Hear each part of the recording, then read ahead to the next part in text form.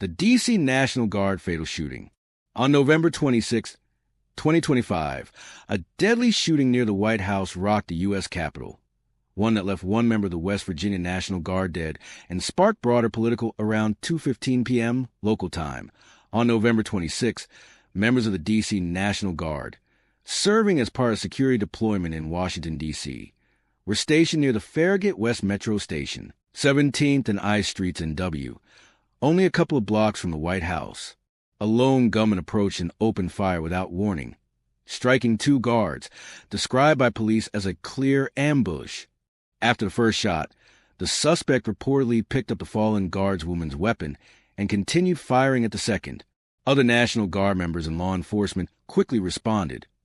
One guard reportedly stabbed the shooter with a pocket knife, another returned fire, and the suspect was wounded and taken into custody. And security fallout. The two soldiers shot were identified as Sarah Beckstrom, 20, and Andrew Wolf, 24, both from West Virginia. West Virginia National Guard. Beckstrom, an Army National Guard specialist assigned to the 863rd Military Police Company, sadly died from her injuries on November 27, 2025. D.C. National 2. Wolf, a staff sergeant in the West Virginia Air National Guard, was critically wounded and remains hospitalized. West Virginia National. The command of the D.C. National Guard described Beckstrom as a hero who came to make our nation's capital safe. The suspect was identified as Ramanullah Lakanwal, a 29-year-old Afghan national.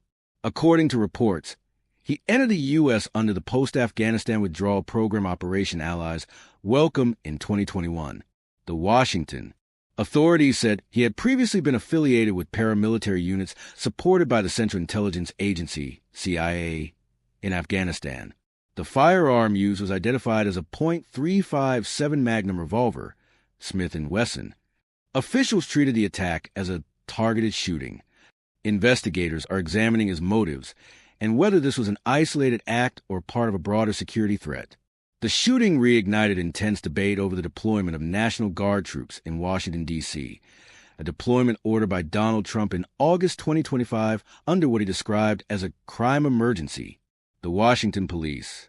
In response, the administration announced that an additional 500 National Guard troops will be sent to the Capitol. The Washington. Immigration and refugee policies came under renewed scrutiny. Officials said they would closely review Afghan asylum cases and vetting procedures, especially for those admitted under the Operation Allies Welcome program. The Washington. The tragic death of Beckstrom resonated across the nation, prompting grief among military communities and renewed concern about the safety of service members assigned to domestic roles. The shooting near the White House represents a dangerous escalation in domestic security threats, with clear implications for force deployment decisions.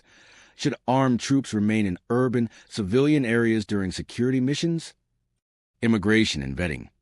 The case has added fuel to calls for stricter screening of asylum seekers and former foreign military affiliates, protection of service members.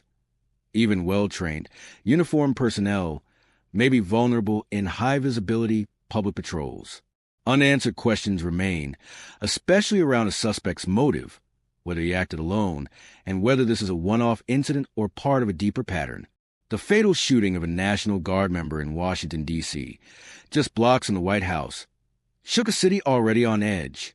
It renewed debates over troop deployments, immigration policies, and public safety.